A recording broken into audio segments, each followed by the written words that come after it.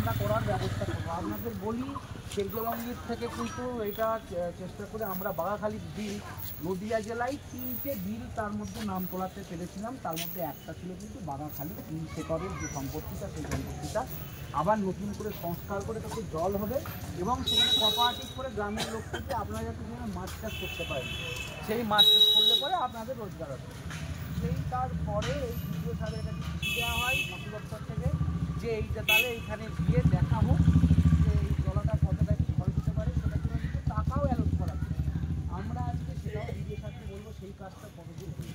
আমাদের মূল দাবি বাঘাখালীর যে বিলটা রয়েছে, এই বিলটা কিন্তু যত শীঘ্র সম্ভব, যেহেতু সরকার অলরেডি আমাদের আবেদনের ভিত্তিতে এটা করবে বলেছে, সেই কাজটা দ্রুত করতে হবে। এইটার জন্যও আমরা ভেতরে যাচ্ছি। তারপরে ধরুন এই যে মৎস্যজীবীদের আরও বিভিন্ন যে প্রকল্প আছে সেগুলো আমরা বলবো যে আপনি মৎস্য দপ্তরের আধিকারিককে বলুন গ্রামে এসে যেন এইগুলো আপনাদের মধ্যে বলা হয়। ছোটো ছোটো জলা আছে, 1 বিঘে জলা হলে পরে সরকারের তরফে একটা প্রজেক্ট করা যাচ্ছে। 1 বিঘে জলা এখন কম মানুষের আছে, যদি 2-1জনের থাকে আজকে 2-1জন আধার কার্ড দিন, আজকে আমাদের প্রজেক্টের ব্যবস্থা করে দেওয়া হচ্ছে।